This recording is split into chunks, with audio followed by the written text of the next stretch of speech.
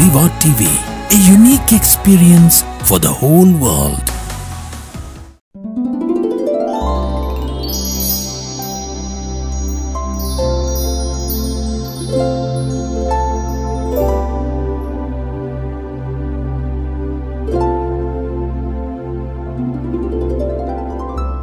അപ്പോൾ നമ്മൾ ഇനി രണ്ടാമത്തെ കഥയിലേക്ക് പ്രവേശിക്കാം.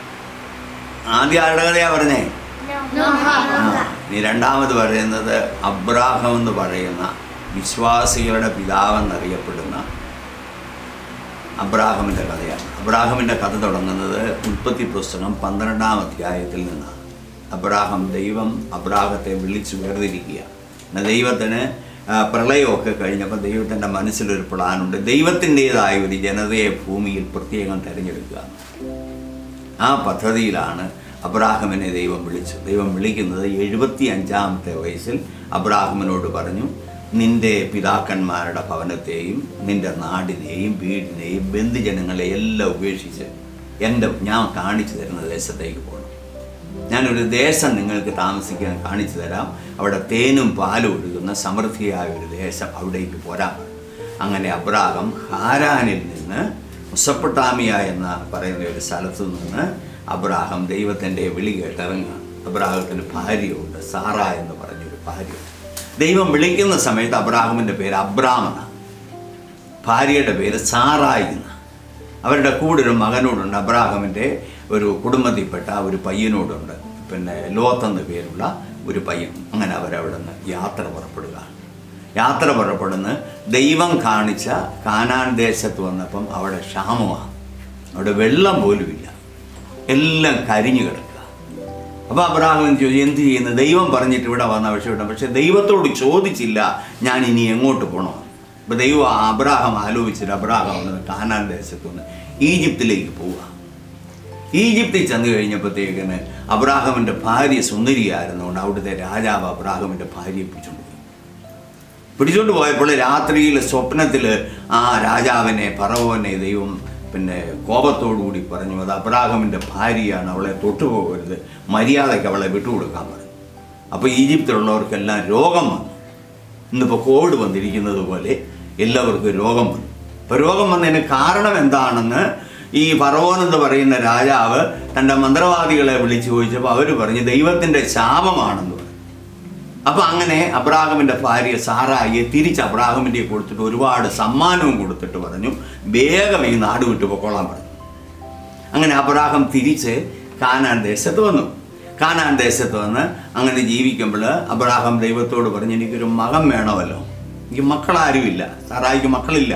അപ്പോൾ ദൈവം പറഞ്ഞു, നിനക്ക് ഞാനൊരു മകനെ തരും, ആ മകനിലൂടെ ലോകത്തിലുള്ള എല്ലാ ജനങ്ങളും അനുഗ്രഹിക്കപ്പെടുമെന്ന് പറഞ്ഞു. അങ്ങനെ 75-ാമത്തെ വയസ്സിൽ വന്നിട്ട് അങ്ങനെ നാളുകൾ കടന്നു. 76, 77, 78, 80 വയസ്സായിട്ടും മക്കളില്ല അബ്രാഹാം. അന്നേരമാണ് അന്നത്തെ കാലത്തിൻ്റെ ഒരു സംസ്കാരം അനുസരിച്ച് എല്ലാ വീട്ടമ്മമാർക്കും ഒരു ദാസി കൂടെ കാണും. വേലക്കാരത്തിയല്ല, ദാസി.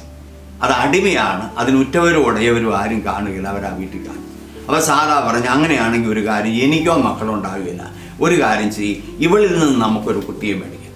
അങ്ങനെ ഈജിപ്തുകാരത്തെ അടിമയായ പെണ്ണിൽ നിന്ന് അബ്രാഹാമിന് ഹാഗാറിൽ നിന്ന് ഒരു കുട്ടി ജനിക്കുന്നു. അവൻ ഇസ്മായിൽ എന്ന് പേരിട്ടു. എന്താ പേരിട്ടത്? ഇസ്മായിൽ എന്ന് പേരിട്ടു. അങ്ങനെ അബ്രാഹാമിന് ഏതാണ്ട് ഒരു 75-80 വയസ്സോളം അടുക്കുമ്പോഴത്തേക്കിന് 85-ാമത്തെ വയസ്സിൽ ഇസ്മായിൽ എന്ന് പറയുന്നൊരു മകനുണ്ടായി. ആ മകൻ്റെ അമ്മയാണ് ഹാഗാർ എന്ന് പറയുന്ന ആ സ്ത്രീ, ഈജിപ്തുകാരത്തിയാണ്. അങ്ങനെ വീണ്ടും ദൈവം അബ്രാഹാമിന് പ്രത്യക്ഷപ്പെട്ടു, നിനക്ക് മകനെ തരും ഞാൻ. അപ്പോൾ അബ്രാഹാം ചോദിച്ചു, മകനെ തരാമെന്ന് പറഞ്ഞിട്ട് എത്ര കാലമായി, ഇതുവരെ തന്നില്ലല്ലോ. അപ്പോൾ ദൈവം പറഞ്ഞു, നമുക്കൊരു ഉടമ്പടി ഉറപ്പിക്കാം. അങ്ങനെ ഉൽപ്പത്തി പുസ്തകം 15-ാം അധ്യായത്തിൽ അബ്രാഹാവും ദൈവവുമായിട്ട് ഒരു ഉടമ്പടിക്ക് തയ്യാറാകുകയാണ്. അന്നത്തെ കാലത്തെ ഉടമ്പടി മൃഗത്തെ കീറി വെച്ചിട്ട് അതിൻ്റെ നടുക്ക് നിന്ന് കൈ കൊടുത്താണ് ഉടമ്പടി ഉറപ്പിക്കുക. അങ്ങനെ ഉടമ്പടി ഉറപ്പിക്കാനായിട്ട് ഒരു ദിവസം ദൈവം വൈകുന്നേരം വരുന്ന സമയത്ത് അബ്രാഹത്തോട് പറഞ്ഞു, മൃഗത്തെ കീറി വെക്കണം, ഒരു പശുക്കിടാവിനെയും ഒരു ചെമ്മരിയാടിനെയും 2 ചെങ്ങാലി പക്ഷികളെയും കീറി വെക്കാൻ പറഞ്ഞു. അബ്രാഹാം മൃഗത്തെ കീറി, പക്ഷിയെ കീറിയില്ല, ഞെക്കി കൊന്നവിടെ വെച്ചു. അപ്പോൾ ദൈവം ഇറങ്ങി വരുമ്പോൾ അബ്രാഹാം ഉറങ്ങിപ്പോയി. അപ്പോൾ ദൈവം പറഞ്ഞു, ഞാൻ ദൈവമാണെന്നറിയാൻ, ശക്തനായ ദൈവമാണെന്നറിയാൻ നിന്റെ തലമുറയെ 400 വർഷക്കാലം ഞാൻ ഈജിപ്തിൽ അടിമകളാക്കും. അത് കഴിഞ്ഞ് അവർ കർത്താവാണ് ദൈവമെന്ന് അവർ തിരിച്ചറിയും എന്ന് പറഞ്ഞു. ദൈവം ഇറങ്ങി വന്നപ്പോൾ അബ്രഹാം എന്ത് ചെയ്യായിരുന്നു? ഉറങ്ങിപ്പോയി അല്ലേ? കുരിശ് വരയ്ക്കാണ്ടിരിക്കുമ്പോൾ ഉറക്കം വരുമോ? ഉറങ്ങരുത്.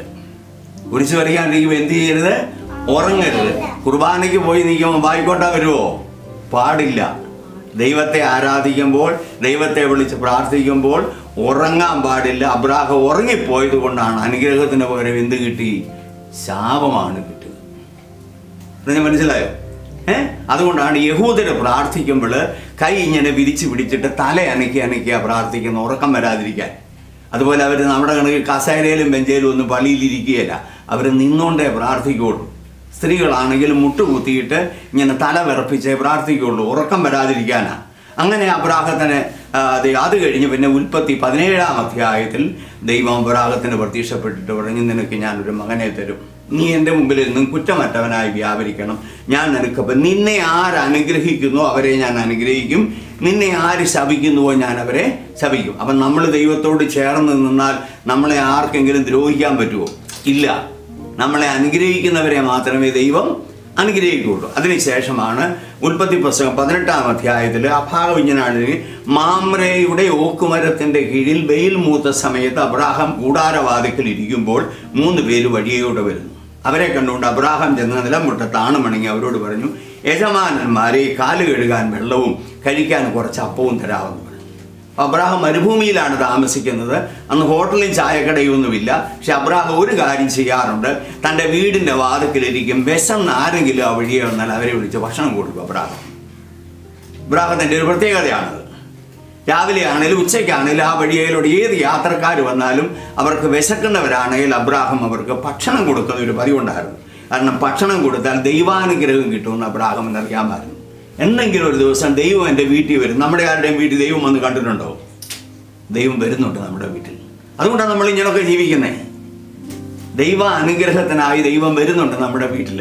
വെളിപാട് പുസ്തകം 3:20 പറഞ്ഞു, ഞാനിതാ വാതിൽ മുട്ടുന്നു, എൻ്റെ വിളിയുടെ സ്വരം കേട്ട് ആരെങ്കിലും വാതിൽ തുറന്നു തന്നാൽ ഞാൻ അകത്ത് വരികയും നിന്നോടുകൂടി അത്താഴം കഴിക്കുകയും ചെയ്യും. അപ്പോൾ നമ്മൾ വൈകിട്ട് കുരിശ് വരയ്ക്കാനിരിക്കുമ്പോൾ നമ്മുടെ വീട്ടിൽ ഈശോ വരുന്നത് കൊണ്ടാണ് നമുക്ക് ആർക്കും കോവിഡ് വരാതെ ദൈവം സംരക്ഷിക്കുന്നത്. ലോകത്തിൽ ഒരുപാട് പേര് കോവിഡ് വന്ന് മരിക്കുന്നില്ലേ? ഒരുപാട് പേർക്ക് കോവിഡ് ബാധിക്കുന്നില്ലേ? പിന്നെ നമുക്കെന്താ വരാത്തെ? ഈശോയുടെ സംരക്ഷണം നമുക്കുള്ളത് കൊണ്ടാണ്. ഈശോയുടെ തിരുഹൃദയത്തിൽ ദൈവം നമ്മളെ സൂക്ഷിക്കുന്നത് കൊണ്ടാണ് നമുക്ക് ആർക്കും കോവിഡ് വരാതെ ദൈവം സംരക്ഷിക്കുന്നത് നമ്മളെ. അപ്പോൾ ആ ദൈവത്തിൻ്റെ ഒരു സാന്നിധ്യം, ഭവന സന്ദർശനം നമ്മുടെയൊക്കെ ജീവിതത്തിലുണ്ട്.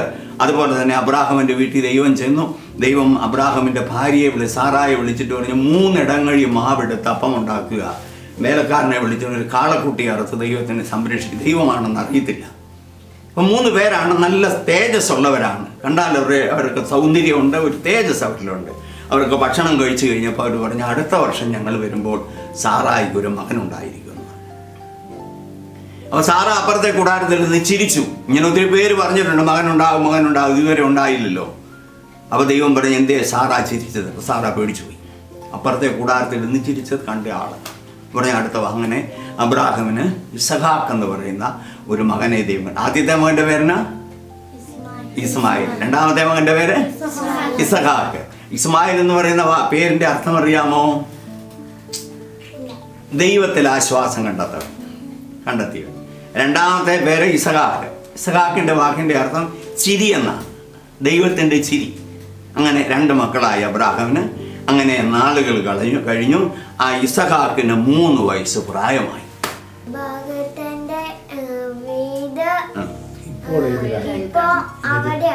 അതായത് ബൈബിളിൽ എഴുതിയിരിക്കുന്നത് മെസൊപ്പൊട്ടാമിയയിലെ കൽദായരുടെ ഊറിൽ നിന്ന് അബ്രാഹത്തെ വിളിച്ച് വേർതിരിച്ചത്. ഊർ എന്ന് പറയുന്നത് ഇന്നത്തെ ഇറാഖാണ്.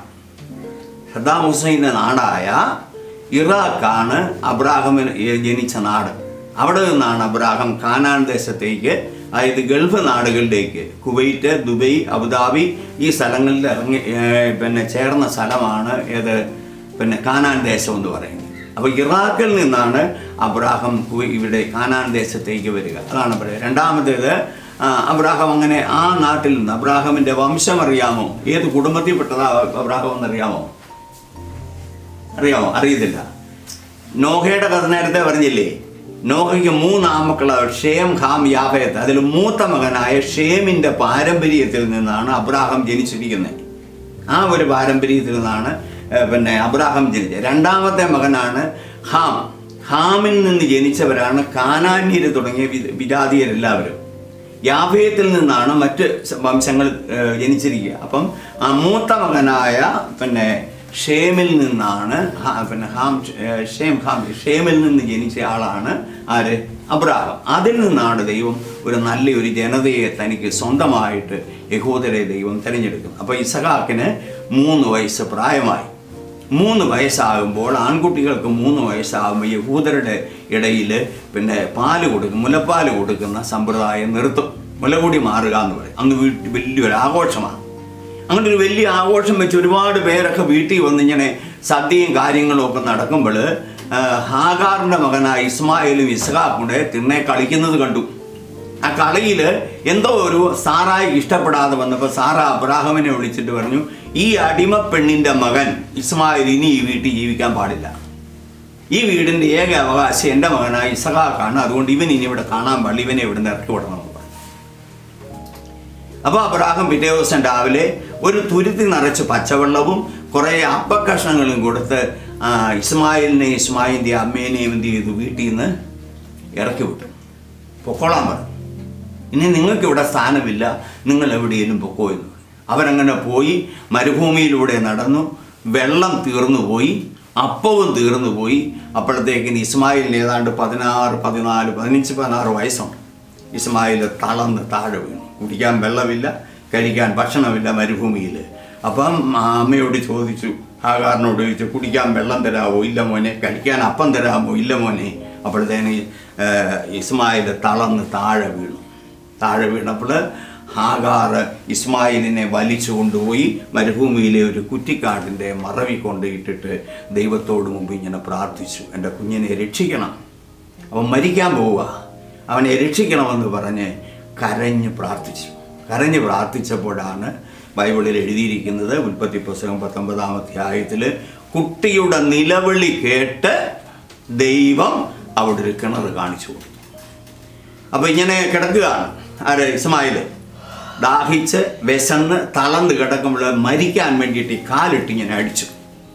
അപ്പോൾ ഇസ്മായിലിൻ്റെ കാലിൻ്റെ ഉപ്പൂറ്റി കൊണ്ട നിലത്ത് നിന്ന് 3 ഉറവ പൊട്ടിപ്പെടുന്നു. അതാണ് ഇപ്പോൾ മുസ്ലിങ്ങളുടെ കസ്റ്റഡിയിലിരിക്കുന്ന ടർക്കിയിലുള്ള സംസം കിണർ എന്ന് പറയുന്നത്. അന്ന് ഇസ്മായിലിൻ്റെ കാലടിച്ച് വെള്ളം പുറപ്പെട്ടു വന്നതാണ്. ആ വെള്ളം കോരി മകന് കൊടുത്തു. മകൻ അങ്ങനെ ജീവിച്ചു. അങ്ങനെ അങ്ങോട്ട് നീങ്ങി പോവുകയാണ്. അത് ഒന്ന് നാഹോർ, ഹാരാൻ, അങ്ങനെ ഒരു ചേട്ടനും 2 ചേട്ടന്മാരുണ്ടായിരുന്നു അബ്രാഹാമിന്. മൂത്തയാളിൻ്റെ പേര് ഹാരാന്, രണ്ടാമത്തെ ആളിൻ്റെ പേര് നാഹോർ. അതിൽ ഹാരാൻ മരിച്ചുപോയി. ആ ഹാരാൻ്റെ മകനാണ് കൂടെയുള്ള ആര്? ഇബ്രാഹിമിൻ്റെ കൂടെ ഒരാളുണ്ട്, ലോത്ത് എന്ന് പറയുന്നത്. ഇബ്രാഹിമിൻ്റെ കൂടെയുള്ളത് മരിച്ചുപോയ ചേട്ടൻ്റെ മകനാണ്. അങ്ങനെ ഇസ്മായിലിനെ ഇറക്കി വിട്ടു. അബ്രാഹവും ഇസഹാക്കും സാറായും സന്തോഷമായിട്ട് അങ്ങനെ അങ്ങ് ജീവിക്കുന്ന ഒരു കാലഘട്ടമാണ്. ആ കാലഘട്ടത്തിലാണ് ഒരു ദിവസം ദൈവം പ്രത്യക്ഷപ്പെട്ടിട്ട് അബ്രാഹാമിനോട് പറയുന്നത്, നിന്റെ ഏറ്റവും ഇഷ്ടപ്പെട്ട നിന്റെ മകനെ എനിക്കായിട്ട് ബലിയർപ്പിക്കണം. അബ്രാഹാം ഒരു മറുപടിയും പറഞ്ഞില്ല. ഞാൻ കാണിച്ചു തരുന്ന മലയുടെ മുകളിൽ നിനക്ക് ഏറ്റവും ഇഷ്ടപ്പെട്ട നിന്റെ മകനെ ബലിയർപ്പിക്കണം. അപ്പോൾ പിറ്റേ ദിവസം ഉണങ്ങിയ വിറകും മൂർച്ചയുള്ള കത്തിയും എടുത്ത് ഇസഹാക്കിനെയും വിളിച്ചുകൊണ്ട് അബ്രാഹാം കഴുതപ്പുറത്ത് കയറിപ്പോയി. പോയത് എവിടേക്കാണ് ബലിയർപ്പിക്കാൻ പോയത് അറിയാമോ? മൊറിയാമലയിലേക്ക് പോയി. 3-ാമത്തെ ദിവസം, ഉൽപ്പത്തി പുസ്തകം 22-ാം അധ്യായം 5-ാം വാക്യം, 3-ാം ദിവസം അബ്രാഹാം തല ഉയർത്തി നോക്കിയപ്പോൾ അകലെ മൊറിയാമല കണ്ടു. അപ്പോൾ കൂടെ വേലക്കാരുണ്ട്, കഴുതകളുണ്ട്, ഒക്കെയുണ്ട്. അവരെ എല്ലാം മലയുടെ താഴെ നിർത്തിയിട്ട് ഇസഹാക്കിനെയും കൂട്ടിക്കൊണ്ട് അബ്രാഹാം മകനെ ബലിയർപ്പിക്കുവാനായിട്ട് പോവുകയാണ്. മലമുകളിലേക്ക് പോവുക.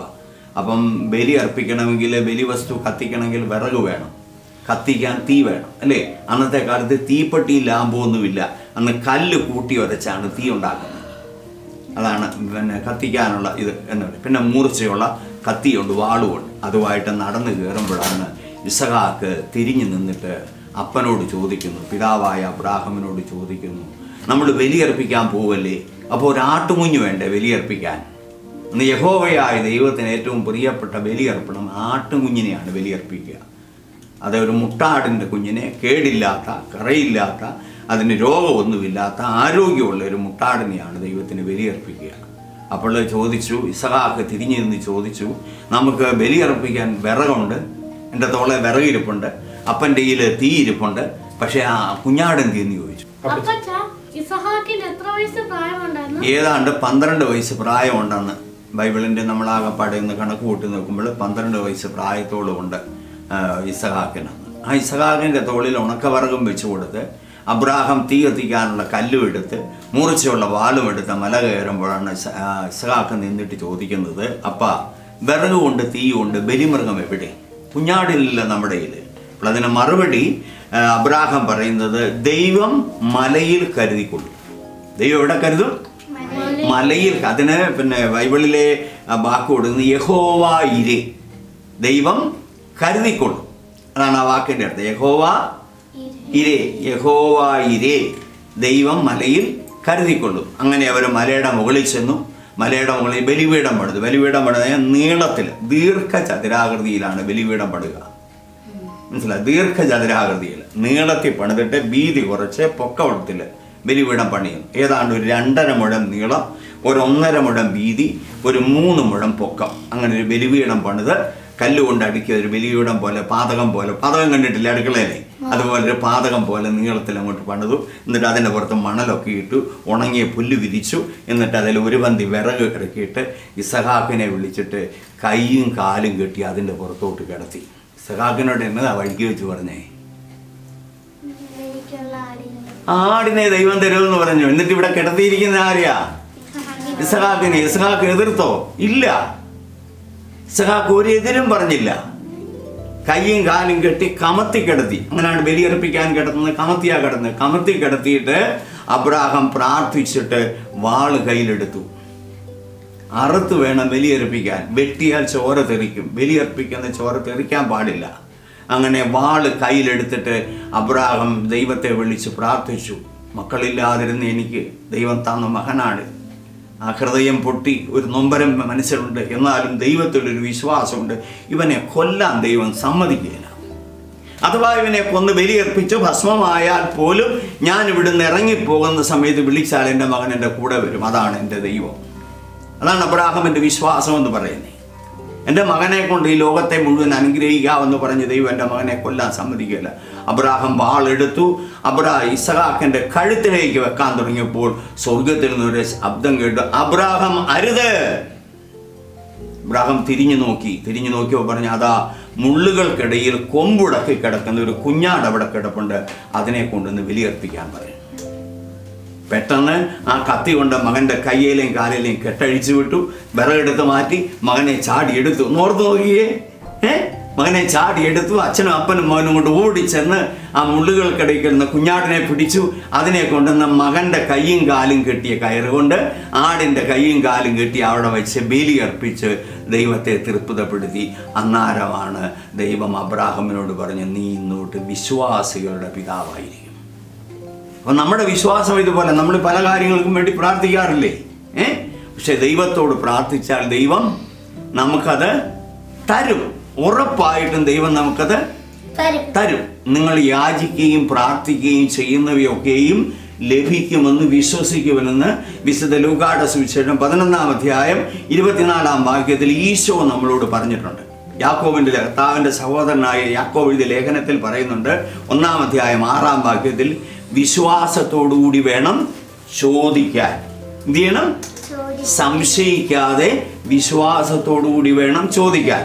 ചോദിക്കുന്നതെല്ലാം ദൈവത്തിൽ നിന്ന് ലഭിക്കുക തന്നെ ചെയ്യും. അപ്പോൾ എന്ത് പ്രാർത്ഥിച്ചാലും തരും. കാരണം നമ്മുടെ നന്മയ്ക്കുള്ളതാണെങ്കിൽ. അപ്പോൾ അബ്രാഹാം വിശ്വാസികളുടെ പിതാവായതങ്ങനെ. അപ്പവും വെള്ളവും കൊടുത്ത് അവനെ ഇറക്കി വിട്ടില്ലേ? മൂത്ത മകനല്ലേ അവൻ. അപ്പോൾ തലേ ദിവസം സാറാ പറയുന്നു, ഈ അടിമപ്പെണ്ണിൻ്റെ മകൻ എൻ്റെ മകൻ്റെ കൂടെ ഇവിടെ ജീവിക്കാൻ പാടില്ല. ആ രാത്രിയിൽ അബ്രാഹാം പ്രാർത്ഥിച്ചു, ദൈവത്തോട് ചോദിച്ചു, ഞാൻ എന്താ ചെയ്യേണ്ടത്? എൻ്റെ ഭാര്യ സാറാ പറയുന്നു അവനെ ഇറക്കി വിടാം, ഞാൻ എന്ത്? അപ്പോൾ ദൈവം പറഞ്ഞു, നീ ധൈര്യമായിട്ട് ഇറക്കി വിട്ടു, ഞാൻ അവരെ നോക്കിക്കൊള്ളാം.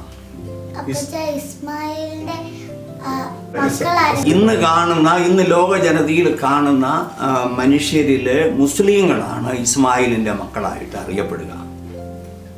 അതേസമയം പിന്നെ യാക്കോബിന്റെ ദൈവത്തിന്റെ മക്കളായിട്ട് ഏതാ അറിയപ്പെടുക? ഇസഹാക്കിന്റെ ഒരു പാരമ്പര്യത്തിലെ മക്കളില്ലേ, അവരാണ് യഹൂദര്. ദൈവം തെരഞ്ഞെടുത്ത ജനം യഹൂദര്. ഞാനവരെ അപ്പൊ അബ്രാഹാം ദൈവത്തിന് ഉറപ്പ് കൊടുത്ത് എന്ത്? ഇസ്മായിലിനെ ദൈവം നോക്കിക്കൊള്ളാമെന്ന്. ഞാൻ അവനെ ഒരു വലിയ ജനതയാക്കും, അവനിൽ നിന്ന് 12 പ്രഭുക്കന്മാർ പുറപ്പെടുമെന്ന് ദൈവം പറഞ്ഞ് അബ്രാഹാമിന് ധൈര്യം കൊടുത്തത് കൊണ്ടാണ് പിറ്റേ ദിവസം രാവിലെ അപ്പവും വെള്ളവും കൊടുത്ത് ആരെ ഇറക്കി വിട്ടത്? ഇസ്മായിലിനെ. അപ്പൊ അബ്രാഹാം ചെയ്ത് തെറ്റാണോ? അല്ല. അപ്പൊ നമ്മൾ എന്ത് കാര്യം ചെയ്താലും ദൈവത്തോടൊന്ന് ചോദിക്കണം.